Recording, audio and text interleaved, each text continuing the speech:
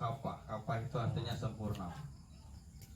Kalau mau masuk Islam yang sebenar-benarnya Islam, jangan separuh-separuh. Nanti di sana masuknya awaknya masuk surga, kakinya belum.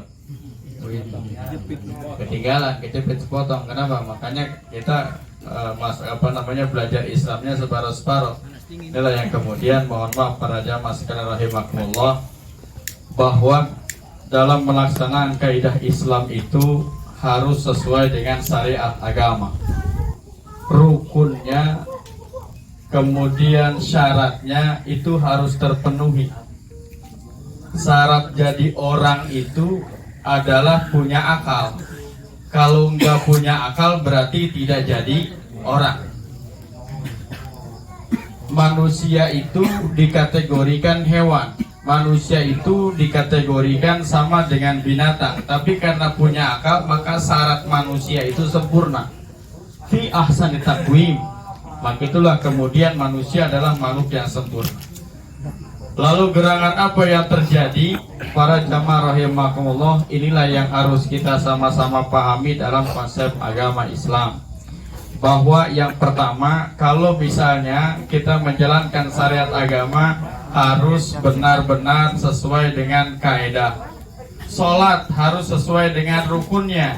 Syarat sholat itu apa? Itu harus dipelajari, Pak. Makanya ngajinya nggak boleh ngelantur. Ngajinya harus fikih jelas. Kalau ngaji hadis harus jelas. Jangan ngelantur kemana baik ngajinya. Kenapa? Yang lebih urgent itu hukum fikih. Inilah yang kemudian bisa menyebabkan orang masuk surga atau neraka gara-gara hukum fikihnya. Ya, termasuk salah satunya adalah pada saat kita menjalankan sholat Jumat. Ya, jelas ya. Ini utang saya nih. Wajib bayar. Kenapa sholat Jumat itu harus sempurna? Bapak, selama ini sholat Jumat itu cuma sekedar ngikutin sholat doang. Gak pernah memperhatikan rukunnya, syaratnya, apanya. Ada yang datang sholat Jumat pas lagi komat? Ada ya? Tuh, mana itu? Lebah ini. Itu mah urusan pribadi, Pak, namanya. Jumat Mas. Ya kan gitu ya? Kalau urusan jamaah udah dikasih tahu, dia mau datang jam berapa kayak itu urusan dia. Dia mau sah, dia mau tidak, itu namanya perorangan. Ya kan gitu ya? Sekarang Bapak datang nih habis pas giliran Allahu Akbar, asyhadu an la ilaha illallah, asyhadu anna Muhammadar Rasulullah. Namanya qomat, bukan azan itu. Enggak ada azan ketiga. Tadi pikir azan ketiga lagi. Itu qomat namanya. Kalau datang pas qomat berarti apa? Dia enggak ngikutin khutbah Jumat, berarti 2 rakaat dia tinggalkan tuh, Pak. Hilang berarti itu. Maka sholat Jumatnya batal. Tuh, kalau mau tahu, kita sudah belajarin dengan hukum fikihnya. Yang kedua, itu sholat Jumat ada 2 khutbah. Khutbah pertama dengan khutbah kedua. Itulah rakaat 1, rakaat 2. Rakaat 3/4-nya yaitu sholat 2 rakaat. Tuh kalau mau dijabarin. Maka apa? 2 khutbah ini wajib sesuai dengan syarat dan rukunnya. Kalau misalnya ada yang kurang, berarti batallah sholat Jumat. Bapak, rukun Jumat itu pertama adalah hamdalah. Alhamdulillah, Bapak kudu ngedengerin itu khotib baca nggak hamdalah? Tuh, pertama. Kalau dia ujung-ujung langsung asyhadu alla ilaha illallah wa asyhadu anna Muhammadar Rasulullah, berarti hamdalahnya kagak baca, nggak sah. Yang kedua, rukunnya adalah syahadat. Ini pun 2 pendapat, ini furu'nya. Ada yang mengatakan bahwa syahadat itu wajib, ada yang mengatakan rukun, ada yang mengatakan syahadat itu tidak termasuk rukun. Dalam kitab Syafi'iyah syahadat tidak termasuk rukun. Tapi kemudian apa? Solawat itu wajib, sholat itu rukun, nggak boleh ketinggalan. Kemarin kedengeran nggak itu syahadat sama solawat? Tidur. Iya. Sholat Jumatnya tidur kagak mau, giliran di gerbang begitu pada kaget. Ngapain dia begini? Iya. Sholatnya niatnya lain. Usolli sunnata ala hadhil mayyit. Bukan sholat goib. Ya, masa sholat jenazah pakai ruku sama sujud? Padahal apa? Dibilangin nama si imam, woi kita menyempurnakan sholat. Kenapa menyempurnakan sholat? Karena ada rukun khutbah yang ketinggalan.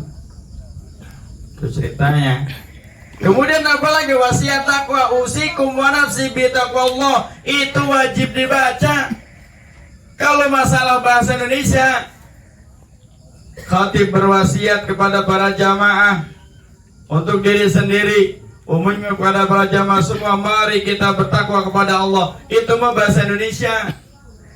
Itu mah hanya penguat saja.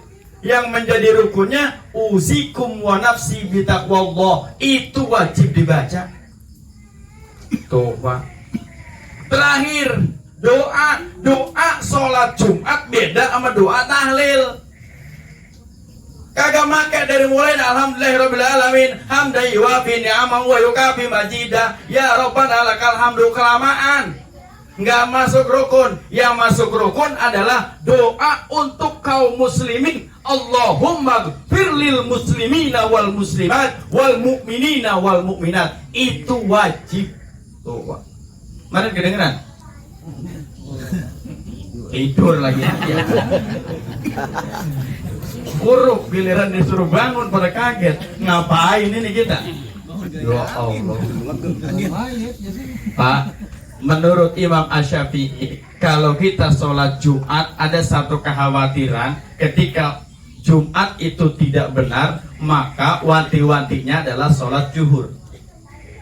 Itu dilakukan oleh perorangan, bukan kelompok jamaah. Maka Bapak kalau misalnya selesai sholat Jumat, boleh sholat zuhur 4 rakaat, silakan. Khawatir nanti sholat Jumatnya tidak sah, silakan. Kalau kemarin kenapa sengaja diajak bareng-bareng? Karena ini menyangkut bahwa ada hal yang tidak sempurna dalam pelaksanaan khutbah Jumat. Begitu ceritanya. Bayar.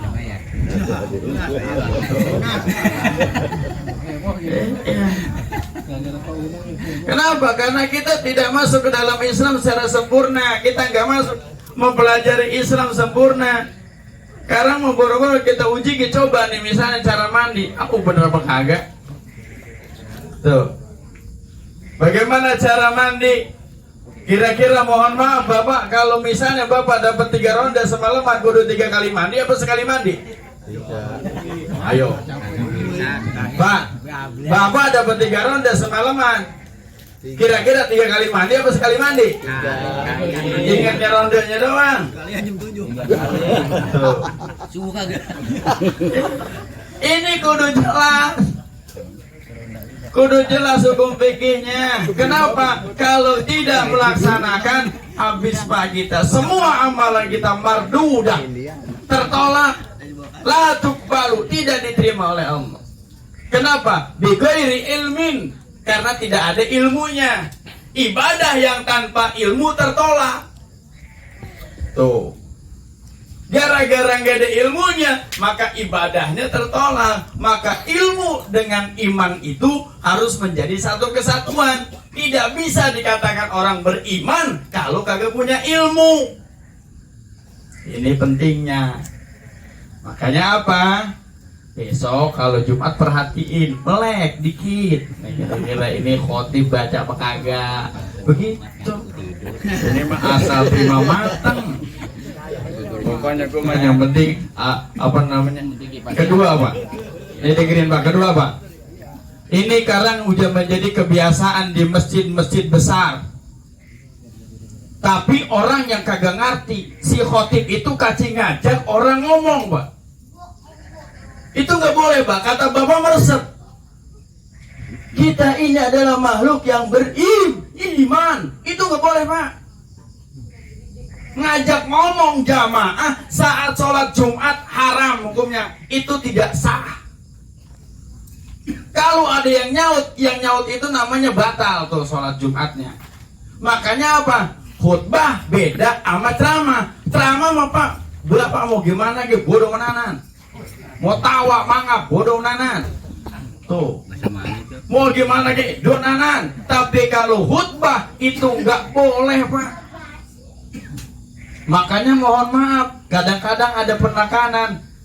Allahumma salli wa sallim wa barik ala sayyidina wa habibina wa syafi'ina wa maulana Muhammadin. Itu kalau lagi khutbah nggak boleh begitu. Kalau ceramah itu mantap bener begitu. Kalau ceramah nggak begitu, nggak laku. Kan batal, nggak laku. Ya monoton namanya. Tapi kalau khutbah Jumat nggak boleh tuh. Ada penekanan pengen dijawab sama jamaah. Berarti dia nggak paham tuh ilmunya. Tuh. Makanya khotib Jumat itu sebetulnya ribet. Iya. Ribet. Kenapa? Kudu paham. Saya Pak pernah ditegur sama Kiai. Mat, rumah. Ya Kiai. Emang apa? Itu satu khotib berhentiin. Lah, emang apa? Gara-garanya apa? Itu tadi. Kita adalah orang yang beriman. Kan orang jadi jawab Pak. Kita ini adalah orang soleh. Itu nggak begitu Pak khotib Jumat. Nggak boleh ngajak orang lain berkomunikasi. Kenapa? Itu Ustadz Abdul Somad setiap lagi awal ngangkat khotib disebutkan itu hadisnya baginda Rasul. Apa itu? Lagot. Faman lagot fala jum'atalak. Barang siapa yang main-main, barang siapa yang bercanda, fala jum'atalak, maka tidak ada Jumat buat dia, nggak ada pala Jumat buat dia, tidak dihitung Jumat buat dia. Kenapa? Karena dia bercanda. Ini mesti ngajak. Lagi sholat Jumat teman tidur kerjain. Ya, nggak boleh Mas. Antepinnya dia mau tidur, dia mau ngacai, mau ngiler, mau apa, mau berapa, bodoh nanan. Iya, antepin. Iya. Dia mau apa bukan? Makanya apa? Duduknya juga kan orang Islam kudu diatur. Kalau Bapak sholat Jumat duduknya sila, jangan segala diangkat dengkulnya ke atas. Ditunjang. Ya. Diangkat Pak. Iya, disikap begitu tuh. Dengkulnya disikap begini. Nih, begini nih. Tuh. Iya, bisa nih. Nah itu tuh. Duduk sholat Jumat bukan begitu. Kenapa? Karena duduk kalau begitu pantat kemana-mana. Bukan ngayah, bukan. Tapi mangap Pak, nyemplung. Itu batal. Tuh. Ini kalau nggak lenggutun, kan orang tidur mah boro-boro istilahnya ngorok, kentut ayah gak nguh. Orang tidur. Makanya Pak, perhatikan ini semua. Ini utang saya. Saya harus jelaskan kepada para jamaah semua. Kenapa ada kejadian demikian? Karena sekali lagi, mohon maaf. Lah atau Ustaz katanya nggak ngebilangin pisah. Pak, Bapak salah depan umum. Saya bilangin, saya tegur, kira-kira marah apa kagak? Tuh Pak. Ilok saya tuh kudu ngebilangin, woi, khotib salah. Nah, orang di situ ada. Makanya saya diemin. Bagian kejegeruh, lebah ini ntar langsung kita sengklangkan semuanya atu-atu. Kenapa? Ini Pak, tanggung jawab saya Pak. Saya mendingan geruh biar orang tahu ilmu daripada orang geruh nggak mau sembahyang. Kenapa? Karena ternyata zaman sekarang banyak orang paham. Lah, itu katanya DKM diem baik.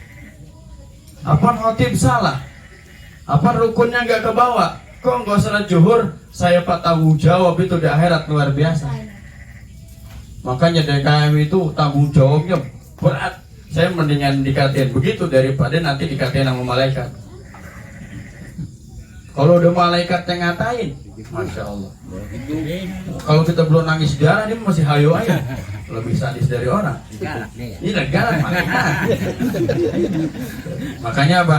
Gak apa-apa. Nah ini pelajaran buat kita nih. Mohon maaf Pak, sebetulnya ini emang gak aneh. Kalau di wilayah Pinang Ranti ada satu masjid, setiap selesai sholat Jumat dia mengerjakan sholat zuhur.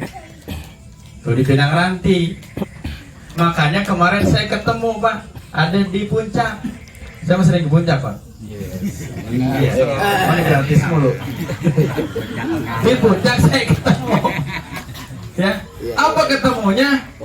Pas banget baru nyampe puncak itu jam 11 kurang seperempat. Berarti belum masuk khutbah, belum masuk zuhur. Persis segitu langsung nyari masjid, ketemu masjid. Lagi ceramah. Wah, ceramahnya apa Pak? Wah, ceramahnya udah kayak pidato biasa, orang apa ngakak-ngakak. Dalam hati saya, lah ini apa begini? Saya bengong ya Pak. Waduh, kacau ini mah. Wah, ini harus diulang nih sholatnya. Nggak taunya apa?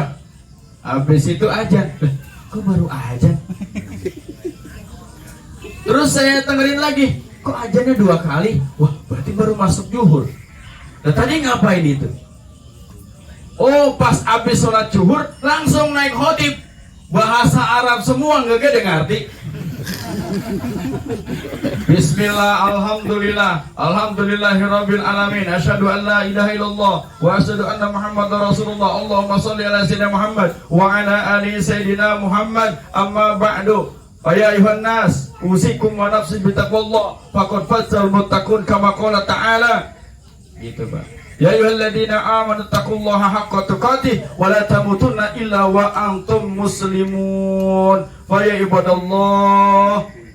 Tuh. Langsung selesai duduk.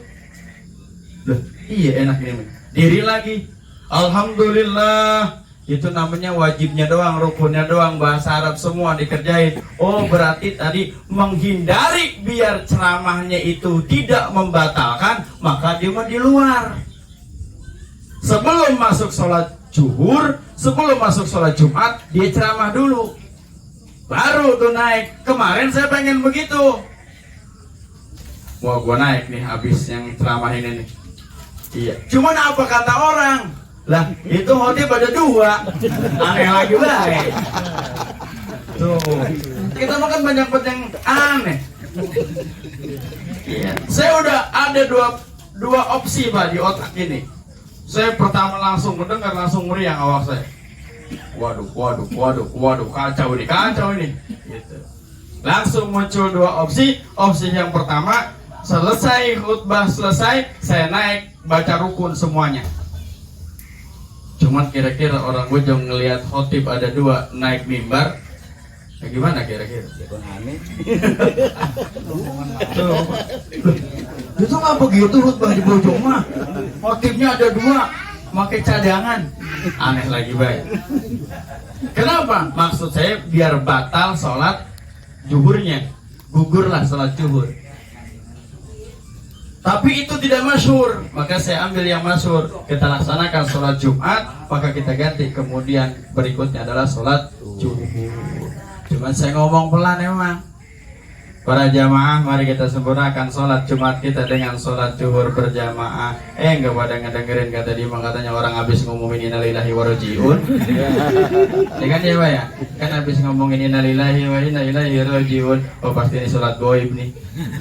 Dia niat ada Allahu Akbar, sholat goib dia niat. Ruku. Langsung dia, iya dulu pernah ada cerita murun dari gurunya apa? Oh berarti dosanya banyak kali itu. Ini pakai ruku. Ya. Nah ini Pak, barangkali ini PR saya. Alhamdulillah sudah semua saya tunaikan. Memang suatu saat kapanpun semua nanti ya harus dikasih tahu. Ya. Kenapa? Karena harus sempurna Pak. Daripada kita sholat Jumat tapi tidak dihitung oleh Allah. Makanya kalau datang sholat Jumat sebelum azan, jangan pas nungguin azan. Makanya baik bener tuh ya, Ahlus Sunnah wal Jamaah baiknya luar biasa. Makanya pakai khutbahnya 2 kali. Tadi itu mengurangi yang budeg, Kalau dia azan cuma sekali kan begitu. Azan 2 kali masih makanya yang rada-rada enggak tapi ngedengar orang dipikir tuh azan sampai 2 kali. Sebetulnya ini berlaku di zaman sahabat baginda Rasulullah SAW. Nah ini barangkali harus saya sampaikan sekali lagi, kita harus paham. Makanya apa? Kalau ada khotib kita harus dengar ini. Rukunnya dibaca apa kagak ya? Dibaca apa kagak ya? Begitu. Boro-boro ya. Iya, boro-boro. Iya, makanya baru belajar rukunnya kagak tahu rukunnya. Sekarang udah tahu ya. Pokoknya alhamdulillah, asyhadu alla ilaha illallah wa asyhadu anna Muhammad Rasulullah itu namanya syahadat. Kemudian Allahumma sholli ala sayyidina Muhammad wa ala ali sayyidina Muhammad. Kemudian baca usikum wa nafsi bittaqullah. Kemudian sama ayat. Ayat itu wajib baca. Ayatnya biasanya included dengan ya ayyuhalladzina amanu taqullaha haqqa tuqatih wa la tamutunna illa wa antum muslimun. Itu sebetulnya ayat udah masuk, tapi kadang-kadang ditambahin nama orang. Kadang-kadang lebih khawatir lagi di penghujung khutbah biasanya baca surat Al-Asr tuh. Kalau yang wanti-wanti begitu. Kalau masalah isi khutbah mah itu udah mual bakal dengerin. Mual. Ya. Kadang-kadang itu. Nah, inilah jadi akhirnya apa? Timbullah inisiatif, makanya sistem cara khutbahnya hampir mirip dengan ceramah. Nah, itu yang tidak boleh. Makanya mohon maaf di Bojong Sari nggak boleh ngambil orang luar. Karena kadang-kadang pemakainya lain. Pernah ngambil dari luar, aneh. Ditanya saya, emang orang dalam atau udah gak ada? Begitu. Ya. Kenapa? Tadi itu khawatir. Ya, nggak apa-apa kita mah istilahnya orang ini yang penting syarat rukunnya lengkap. Ini mah udah dari dalam syarat rukunnya nggak lengkap. Double jadinya. Ya, itu barangkali Pak ya. Jadi alhamdulillah sekarang udah lega Pak ya. Iya, udah nggak ada ribut lagi. Kemarin mah habis aja omongin. Iya, amu ke rumah nggak berani. Iya, iya kan amu di WA takut. Iya, menelpon, saya nggak diangkat, gitu. Pengen saya datang nggak ke rumah kalau mau nanya ya. Terus mau nanya ini mana ini ada oleh-oleh dikit ini kan gitu. Kan aku bener dia. Iya, kagak ada yang hidup bisa.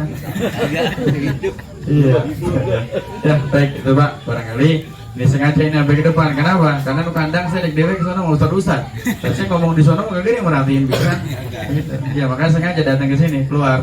Ya supaya apa? Pada kelihatan, pada jelas, supaya biar gamblang. Inilah barangkali konsep agama yang memang harus kita sempurnakan. Kenapa? Robbana atina fid dunya hasanah wa fil akhirati hasanah.